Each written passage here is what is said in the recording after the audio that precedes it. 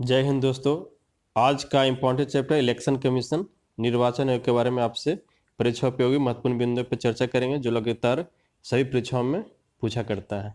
निर्वाचन आयोग के कौन सा भाग में है, संविधान का कौन सा अनुच्छेद इसका बारे में आता है, वोट देने का अधिकार क्या था, इसका योग्यता क्या इसका होता है, किसके समकक्ष होते हैं, इसका वेतन कौन कितना होता है, नियुक्ति कौन करता है, कार्यकाल क्या होता है, इसकी शक्तियाँ क्या होता है, इसके बारे में हम आपसे विस्तार से चर्चा करते हैं। तो दोस्तों, निर्वाचन आयोग एक अस्थायी एवं स्वतंत्र निकाय है। ये परमानेंट एंड इंडिपेंडेंट बॉडी है। इसका गठन संविधान के द्वारा स्वतंत्र निष्पक्ष चुनाव कराने के लिए किया गया था। गठन जो है दोस्तों 25 जनवरी 1950 को किया गया था। 1950 को किया गया था। अनुच्छेद 324 के अनुसार संसद, राज्य विधानमंडल, राष्ट्रपति एवं उपराष्ट्रपति के पदों के निर्वाचन के लिए संचालन, निर्देशन एवं नियंत्रण की जिम्मेदारी चुनाव आयोग को होता है। एक चीज और जानिए कि राज्यों के पंचायत चुनाव और निगम चुनाव से इसका कोई भी लेना देना नहीं होता है। यानी क्वेश्चन भी पूछता है कि किसका चुनाव के लिए उत्तरदायी है, तो संसद के चुनाव के लिए यानी लोकसभा, विधानसभा, राष्ट्रपति और उपराष्ट्रपति के चुनाव के लिए उत्तरदायी होता है। इसकी संरचना में कौन कौन होता है, तो मुख्य निर्वाचन आयुक्त, उनके साथ 2 अन्य आयुक्त मिलकर एक निकाय बनता है। राष्ट्रपति है, राष्ट्रपति जो है वो मुख्य चुनाव आयुक्त एवं अन्य निर्वाचन आयुक्तों की नियुक्ति करते हैं। क्वेश्चन पूछता है कि कौन नियुक्ति करता है, तो जानिए मुख्य निर्वाचन आयुक्त और निर्वाचन आयुक्तों को राष्ट्रपति करते हैं। राष्ट्रपति द्वारा निर्वाचन आयुक्त और प्रादेशिक आयुक्तों की सेवा की शर्तें और पदावधि निर्धारित करते हैं। तो क्वेश्चन पूछता है कि जो राज्यों में प्रादेशिक आयुक्त होते हैं उनकी सेवा को निर्धारण करता है। तो दोस्तों, ये राष्ट्रपति द्वारा ही निर्वाचन आयुक्तों एवं प्रादेशिक आयुक्तों की सेवा की शर्तें पदावधि को निर्धारित किया जाता है। एक चीज और क्वेश्चन जान लीजिए कि तीनों जो मुख्य निर्वाचन आयुक्त हों या 2 अन्य आयुक्त होते हैं, इनका जो वेतन भत्ता होता है दोस्तों एक समान होते हैं। ठीक है। अभी प्रेजेंट में इनका वेतन जो है दोस्तों 2,50,000 रुपया है। कितना है? 2,50,000 रुपया। निर्वाचन आयुक्तों के बीच अगर अब यहाँ पर देखिए एक चीज आप ध्यान दिए होंगे कि तीनों के वेतन भत्ते एवं अधिकार भी समान होते हैं। तो जब अधिकार समान होगा तो ऐसा होगा कि कभी 2 लोग सहमत होंगे, कभी 1 लोग सहमत नहीं होंगे। तो ऐसे में अगर वैचारिक मतभेद अगर होता है तो उस समय में बहुमत के आधार पर निर्णय लिया जाएगा। जो ज्यादा बहुमत जिनका होगा उसके आधार पर, मेजोरिटी जिनका ज्यादा होगा उसी आधार पर आपका निर्णय लिया जाता है। आयोग का शक्ति एवं कार्यों की श्रेणी जो है दोस्तों तीन श्रेणियों में बांटा जा सकता है। पहला प्रशासनिक, सलाहकारी और अर्ध न्यायिक, एडमिनिस्ट्रेटिव, एडवाइजरी और क्वासी जुडिशियल के रूप में इसको बांटा जाता है। राज्य स्तर पर राज्य निर्वाचन आयोग की सहायता मुख्य निर्वाचन अधिकारी करते हैं। राज्य स्तर पर राज्य निर्वाचन आयोग की सहायता कौन करते हैं दोस्तों? तो मुख्य निर्वाचन अधिकारी करते हैं, जिनकी नियुक्ति मुख्य निर्वाचन आयुक्त राज्य सरकारों की सलाह पे करते हैं। मुख्य निर्वाचन आयुक्त जो होते हैं दोस्तों, उनकी नियुक्ति राज्य सरकारों की सलाह पर करते हैं। इसके नीचे जिला स्तर पे जिला निर्वाचन अधिकारी होते हैं, जो कि कौन होते हैं? वहां का डीएम होते हैं। डीएम, कलेक्टर जो भी वहां का रहेंगे वही होते हैं जिला का। जिले के प्रत्येक निर्वाचक क्षेत्र के लिए निर्वाचक अधिकारी होते हैं और प्रत्येक मतदान केंद्र के लिए पीठासीन प्रिजाइडिंग ऑफिसर होते हैं।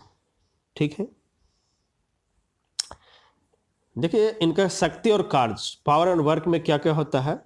तो पहला तो है कि निर्वाचक क्षेत्रों का भूभाग को निर्धारण करना, यानी परिसीमन का तैयार करना कि परिसीमन कहाँ से कहाँ, कौन सा क्षेत्र से कौन सा क्षेत्र में होगा। दूसरा इनका काम है कि मतदाताओं का पंजीकृत करना, नामावली तैयार करना कि कौन कौन है, कौन, जैसे मान लीजिए क्या भी होता है कि किनका 18 साल होने वाला है, 18 साल पूर गया तो उनको ऐड करना है। अगर सपोज कीजिए कोई डेथ केस हो चुका है तो उसको वहां से नामावली से हटाना है। ऐसे कार्य कौन करता है? मतदाताओं का पंजीकृत करना काम किनका है? तो चुनाव आयोग का काम है।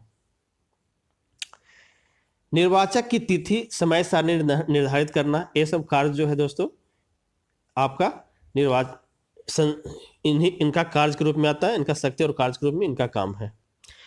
प्लस राजनीतिक दलों को मान्यता प्राप्त करना, निर्वाचक चिन्ह आवंटित करना, राजनीतिक दलों को मान्यता प्राप्त करने और चुनाव चिन्ह देने के मामले में हुए विवाद को समाधान करने के लिए न्यायालय के तरह काम करना। अगर मान लीजिए कोई चुनाव चिन्ह का देने के मामले में विवाद होता है तो उसमें न्यायालय के रूप में काम करता है। अभी हाल फिलहाल में देखिए दोस्तों, तमिलनाडु का केस था जहां ऐसा हुआ था।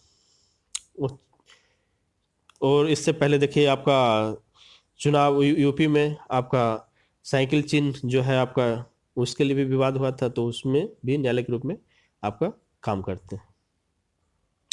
किसी भी प्रकार के अलॉटमेंट ऑफ इलेक्शन सिंबल के लिए अगर डिस्प्यूट होता है तो उसके लिए आपको एडवाइजर के रूप में काम करता है। निर्वाचक व्यवस्था के संबंधित विवाद को जांच करने के लिए अधिकारी नियुक्त करना, ये इनका काम है। संसद सदस्यों के लिए निर्धारिताओं माने जो आयोग होते हैं उससे संबंधित मामलों के राष्ट्रपति को सलाह देना, अगर कोई आयोग है तो उसको सलाह देना राष्ट्रपति को। विधान परिषद सदस्यों के लिए निर्धारिता मतलब आयोगता के संबंधित मामलों में राज्यपाल को परामर्श देना। और निर्वाचन के समय दलों के उम्मीदवार के लिए आचार संहिता निर्मित करना भी आपका जो है एक किसका काम है, कोड ऑफ कंडक्ट लागू करना पार्टी के लिए या कैंडिडेट के लिए आपका निर्वाचन आयोग का काम होता है।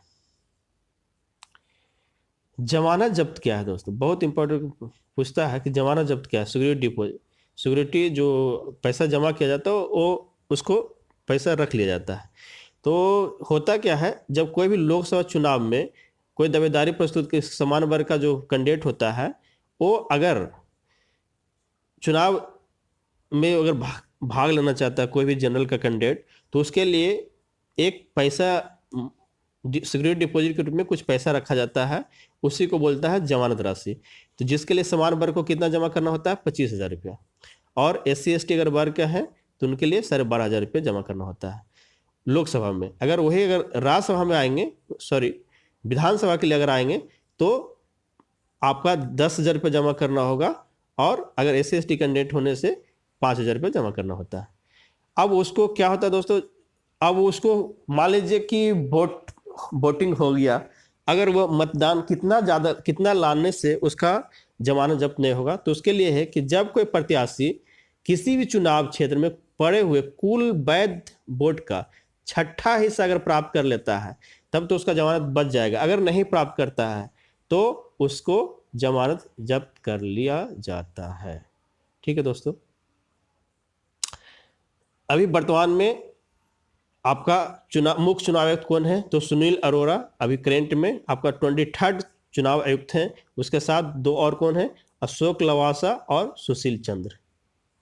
तो 23rd कौन है, सुनील अरोड़ा। दोस्तों एक और बेहद इंपॉर्टेंट है कि पहली बार कब जो है कार्यकाल, पहली बार जो है 16 अक्टूबर 1989 को कार्यकाल जो है बहुत कम था, लेकिन 1 जनवरी 1989 समाप्त हो गया। लेकिन चुनाव आयोग संशोधन अधिनियम 1989 के अंतर्गत आयोग एक बहु सदस्यीय निकाय था। यानी कहने का मतलब हुआ दोस्तों, इससे पहले जो होते मैंने चुनाव आयुक्त जो होते थे सिर्फ एक होते थे, मुख्य चुनाव आयुक्त सिर्फ होते थे, उसके साथ 2 अन्य मुख्य चुनाव आयुक्त नहीं होते थे, उनके साथ 2 अन्य चुनाव आयुक्त नहीं होते थे। यानी 1989 से पहले तक आपको एक ही रहते थे। हालांकि ये भी बहुत कम समय के लिए 1990 तक हुआ, लेकिन बाद में 1993 से दोस्तों ये परमानेंट बहुसदस्यीय कर दिया गया। बहुसदस्यीय 1993 से परमानेंट कर, लेकिन पहली बार 1989 में इसको लाया गया था। ये क्यों लाया गया था दोस्तों, तो इसका रीजन ये है कि उस समय 61वां संविधान संशोधन हुआ था। 61वां संविधान संशोधन 1988, हालांकि इसको लागू कब हुआ, 1989 में। उसमें क्या हुआ कि जो मतदान का उम्र था दोस्तों 21 वर्ष से घटा के 18 वर्ष कर दिया। तो अचानक से क्या हुआ, वोटरों की संख्या बढ़ गया, जिसके कारण से आपका 2 अन्य चुनाव आयुक्त को आपका उसको लाया गया था, 2 अन्य चुनाव आयुक्त को नियुक्त किए गए थे। ठीक है दोस्तों, नेक्स्ट क्वेश्चन आंसर पे आते हैं। तो क्वेश्चन पूछता है भारत संविधान के किस अनुच्छेद के निर्वाचन आयोग के बारे में प्रावधान किया गया है। दोस्तों आर्टिकल 324। भारत में निर्वाचक सूची तैयार करने की जिम्मेदारी किसकी होती है? तो आपका निर्वाचन आयोग की जिम्मेदारी होता है। चुनाव आयोग का अध्यक्ष कौन होता है? तो आपका चीफ इलेक्शन कमिश्नर होता है। भारत मुख्य चुनाव आयुक्त की नियुक्ति कौन करता है? तो दोस्तों राष्ट्रपति करते हैं। परिसीमन आयोग का अध्यक्ष कौन होता है? परिसीमन का मतलब होता है दोस्तों किसी भी क्षेत्र में, अगर मान लीजिए लोकसभा या विधानसभा का चुनाव होता है, उसके लिए जो क्षेत्र जो होता है उसको आपका मान लीजिए कोई क्षेत्र सीमा निर्धारण किया गया। परिसीमन का सिंपल से अर्थ होता है दोस्तों सीमा का निर्धारण करना। तो मान लीजिए कोई भी ऐसे हम लोग मान सकते हैं कि कोई भी सीमा का निर्धारण किया, राज्यसभा का, लोकसभा का, विधानसभा क्षेत्रों के लिए सीमाओं का निर्धारण अगर किया, उसी को परिसीमन बोल देंगे, है ना। तो इसका चेयरमैन कौन होता है दोस्तों? तो आपका चीफ इलेक्शन कमिश्नर यानी मुख्य चुनाव आयुक्त होता है। ठीक है।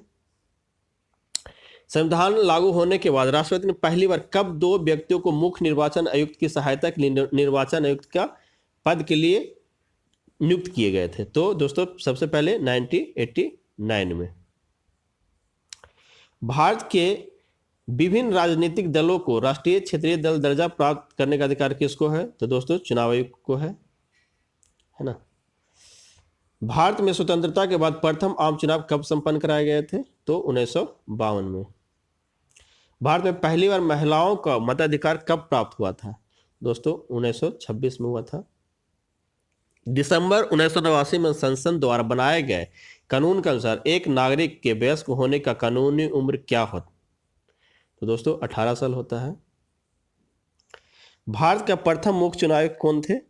तो डॉक्टर सुकुमार सेन थे। डॉक्टर सुकुमार सेन थे। भारत में मतदान की आयु को 21 वर्ष से घटाकर 18 वर्ष कब कर दिया गया? तो 61वां संविधान संशोधन 1989। ठीक है दोस्तों। नेक्स्ट, लोकसभा या विधानसभा के किसी भी चुनाव प्रत्याशी की जमानत की राशि कब जब्त कर ली जाती है? तो दोस्तों जब 1/6 वोट, जब कुल मतदान जो पड़ता है, जो वोटिंग डाला जाता है, उसका 1/6 मत जब प्राप्त नहीं करता है तो उसका जमानत जब्त हो जाता है। ईवीएम का प्रयोग भारत के चुनाव में कब से प्रारंभ हुआ? तो दोस्तों 1998 से शुरू हो गया था, कुछ राज्यों में शुरू कर दिया था।